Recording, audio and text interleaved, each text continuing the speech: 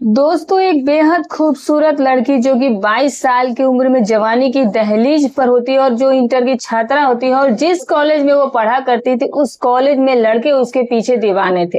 लेकिन वो लड़की अपनी खूबसूरती और मासूमियत को लेकर चर्चे में तो थी, लेकिन फिर भी वो किसी को भाव नहीं देती थी।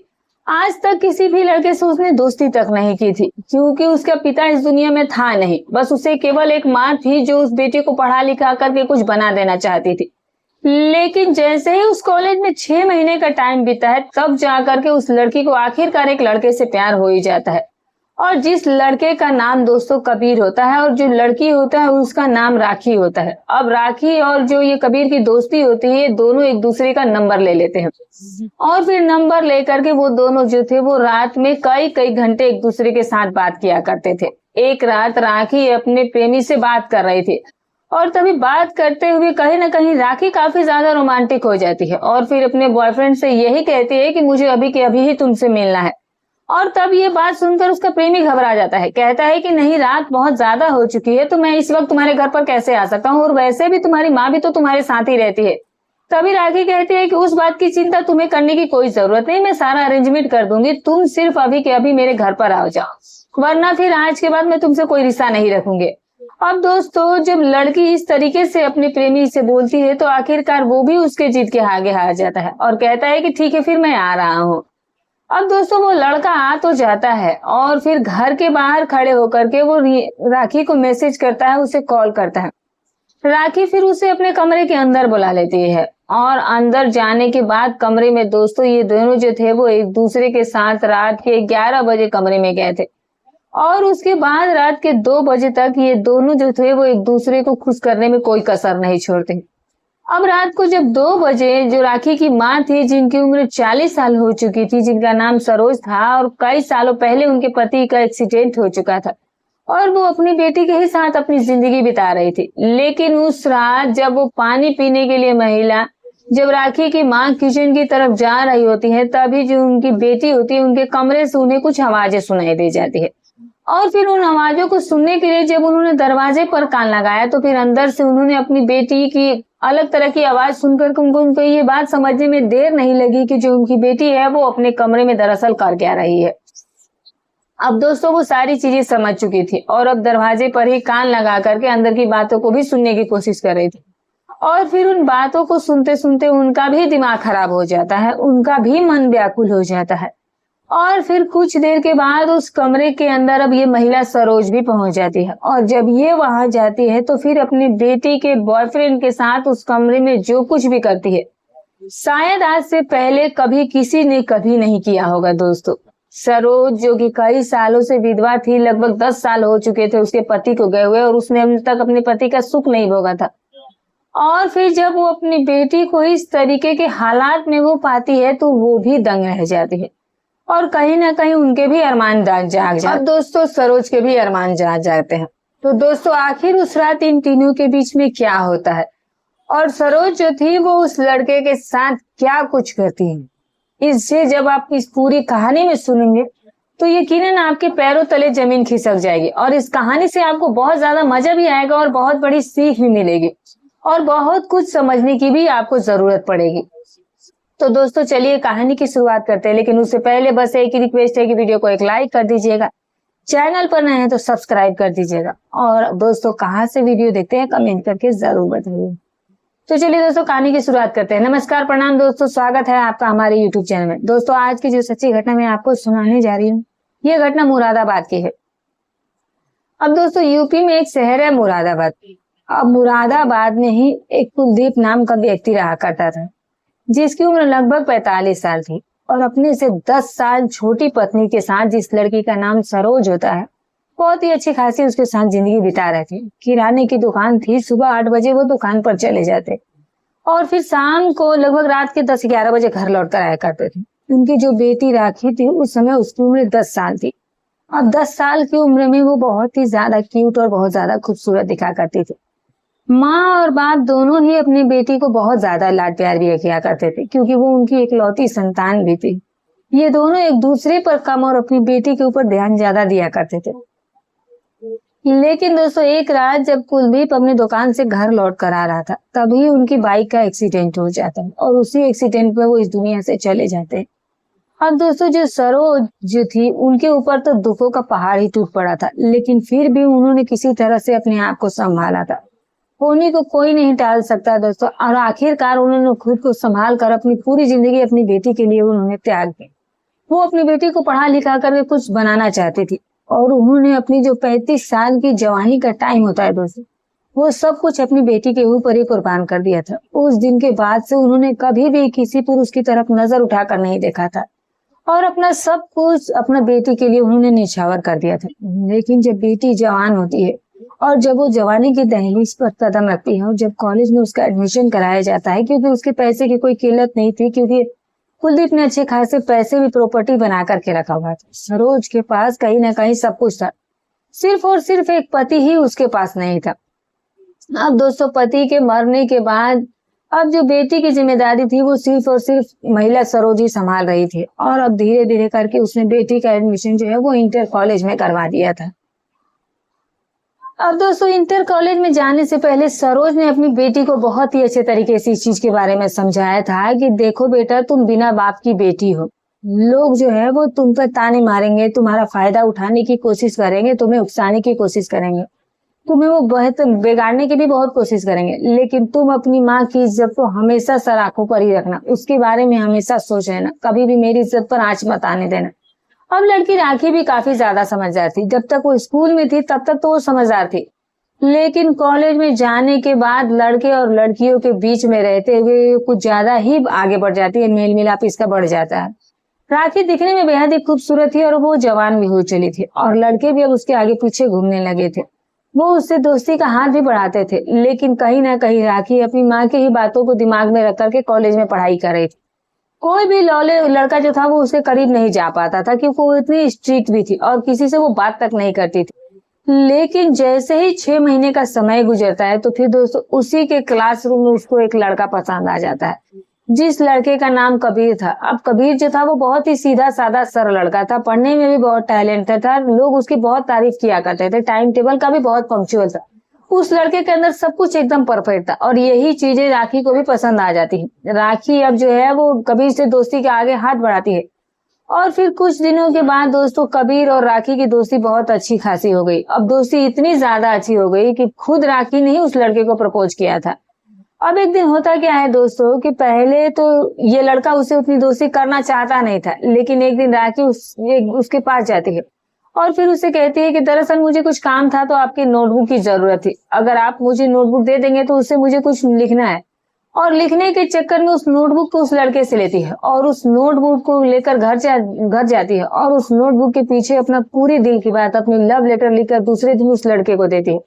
और जब लड़का उस लेटर को पढ़ता है तो वो भी खुश हो जाता है। वो यही सोचता है कि जिस लड़की के पीछे पूरा कॉलेज पढ़ा है वो तो मुझे सामने से प्रपोज करे। अब इस तरह से लड़के की भी खुशी का ठिकाना नहीं था और दोनों के बीच दोस्ती बढ़ जाते हैं। अब दोस्तों दोस्ती होती है तो दोनों का मोबाइल नंबर एक्सचेंज होता है, अब दोनों एक दूसरे से बातचीत करने लगते हैं और अब धीरे धीरे करके इन दोनों का ही प्यार जो था वो परवान चढ़ने लगा था। दोनों एक दूसरे से मिलने भी लगे थे और दोनों की मोहब्बत जो थी वो और भी ज्यादा बदनाम होनी शुरू हो गई थी। दरअसल होता क्या है कि ये लोगों को जब भी फ्री मिलता है, टाइम मिलता है, तो ये लोग एक दूसरे से मिलने की कोशिश करते, कभी होटल में, कभी पार्क में, तो कभी रेस्टोरेंट में। ये दोनों के बीच सब कुछ चालू हो चुका था, जो कि उस उम्र में राखी को नहीं करना चाहिए था, क्योंकि शादी से पहले ये सब कुछ करना बिल्कुल गलत था। लेकिन फिर भी वो दोनों ही एक दूसरे के साथ वो सब कुछ करने लगे थे, बल्कि एक दूसरे के साथ वो लोग संबंध भी कायम कर रहे थे, जो कि शायद इस उम्र में लड़के लड़कियां जो है वो कहीं ना कहीं इसी चीज को लेकर ज्यादा चाहत दिखाते हैं। लेकिन उस रात राखी जब अपने बॉयफ्रेंड से बात कर रही थी तो उससे रहा नहीं जाता है, वो कुछ ज्यादा ही रोमांटिक हो जाती है और फिर जब उसे अपने घर पर बुलाती है तो फिर उस रात जो उसकी माँ होती है दोस्तों, जब रात को 2 बजे पानी पीने के लिए निकलती है तो भी उसको ये पता चलता है कि उसकी बेटी के कमरे से आवाजें सुनाई दे रही थी और उन आवाजों को सुनने और समझने में उसकी माँ को जरा सा भी टाइम नहीं लगा था। उसे समझ में आ चुका था कि उसकी बेटी काफी ज्यादा जवान हो गई है और हो ना हो उसके साथ इसमें कोई लड़का जरूर है। जब वो दरवाजे को पीटती है और लगभग 10 मिनट के बाद राखी दरवाजा खोलती है, क्योंकि 10 मिनट तक जब सरोज दरवाजा खटखटाए जा रही थी तो राखी और जो कबीर थे ये दोनों ही निर्वस्त्र हालत में थे और इनको 10 मिनट तक तो खुद को इन चीजों को तैयार करने में, कपड़े पहनते हैं, संभालते हैं, और तब जा करके राखी आकर दरवाजा खोलती है। अब जब वो दरवाजा खोलती है तो सामने उसकी माँ उसे खड़ी दिखाई देती है, और फिर लड़के को देखकर वो पूछती है कि ये कौन है और ये कहाँ से आया है। तभी राखी उसे बताती है कि मम्मी, दरअसल ये मेरा दोस्त है और हम दोनों एक दूसरे को कई महीने से जानते पहचानते, बल्कि एक दूसरे से प्यार भी करते हैं, और अब हम दोनों ही एक दूसरे के साथ जीवन बिताना चाहते हैं।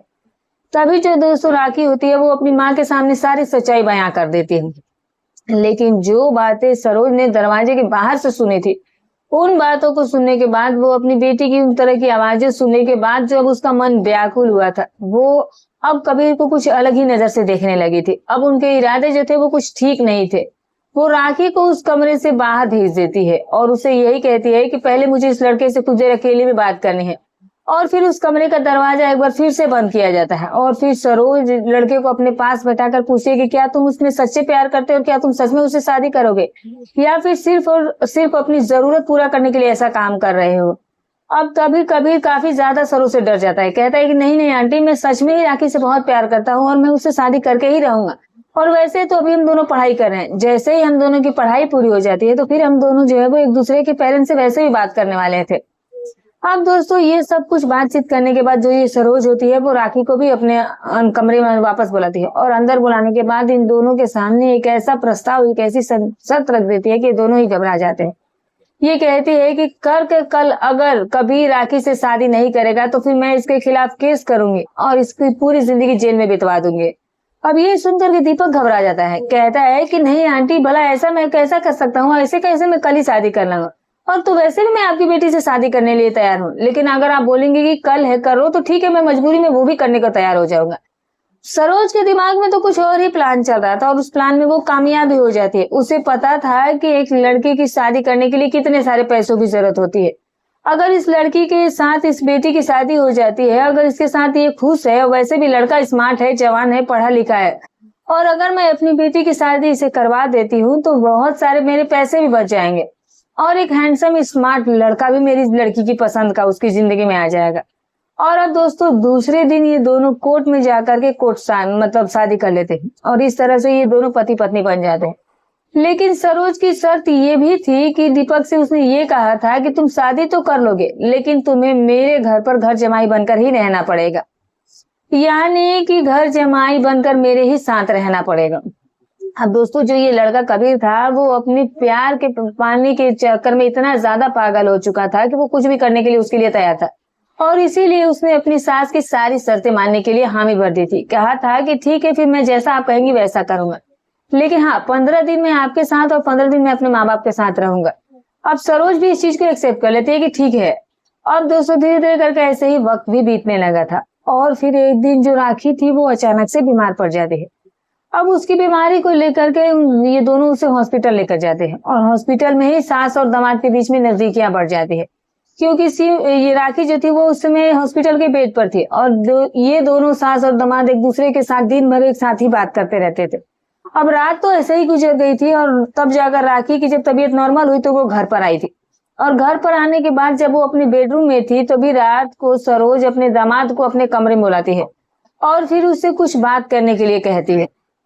उससे वो यही कहती है कि देखो कभी मैं तुमसे कुछ जरूरी बात करना चाहती हूँ, मैं कई महीनों से तुमसे इस बारे में पूछना चाहती थी, बात करना चाहती थी, लेकिन फिर भी मेरी हिम्मत नहीं हो पा रही थी। तभी लड़का कहता है कि देखिए आंटी, मैं तो वैसे भी आपके घर पर हूँ और आपका घर का सदस्य बन चुका हूँ, आप चाहे जो जरूरी बात हो बिल्कुल बेफिक्र होकर मुझसे कहा कीजिए।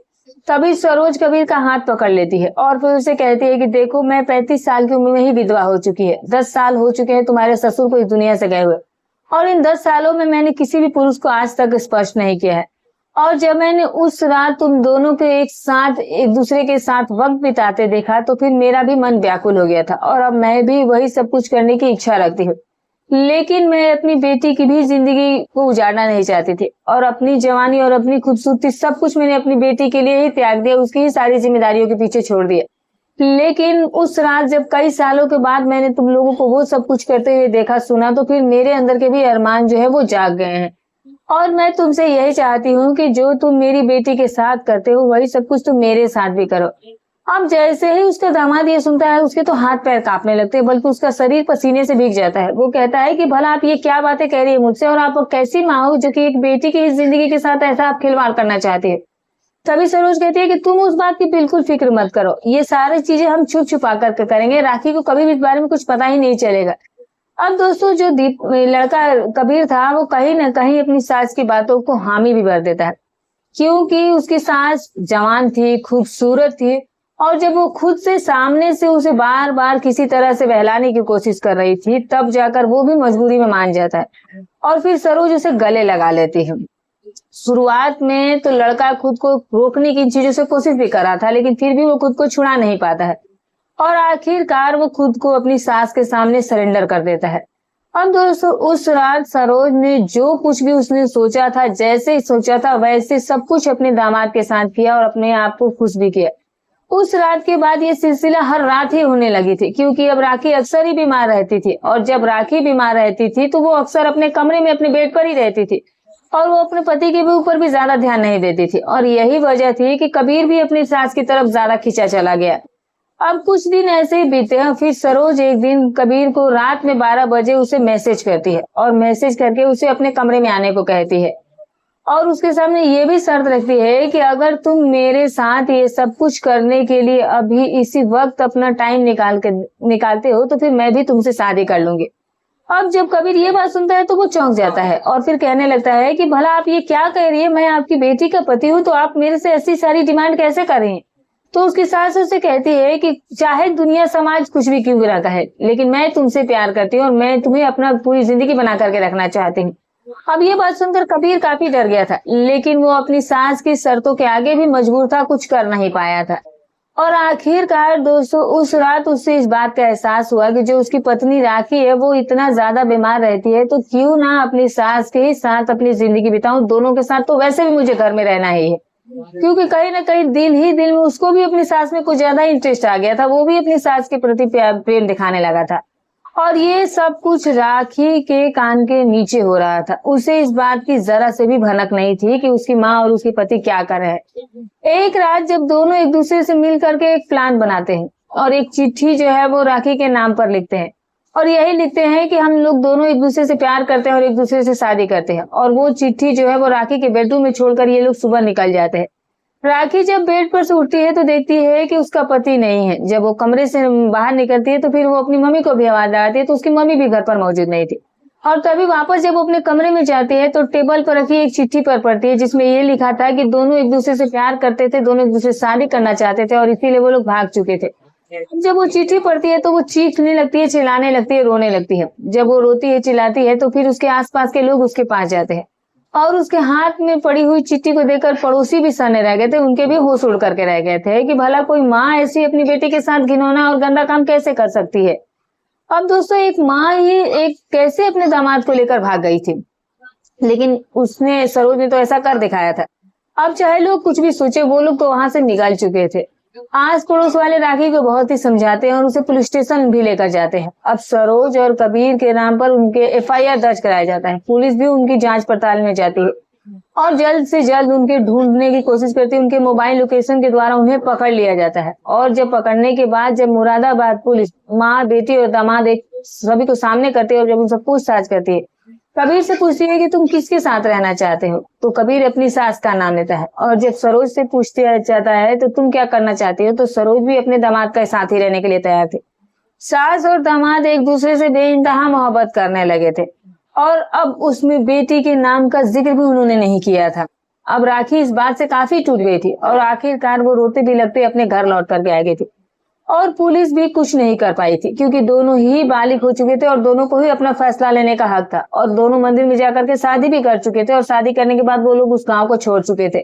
और फिर उसके बाद वो लोग कहाँ गए किसी को कुछ पता नहीं। राखी अपने घर लौट गई थी और आस पड़ोस के लोग उसे समझाते बुझाते हैं, कहते हैं कि देखो बेटी, तुम अभी जवान हो और इसमें तुम्हारी कोई गलती नहीं है, और अगर ऐसा पति है तो इससे जाना ही बेहतर है, क्योंकि जो तुम्हारी माँ के साथ इस तरह से कर सकता है और तुम्हें धोखा दे सकता है, तो फिर तुम उसके साथ कैसे अपनी जिंदगी बिताती।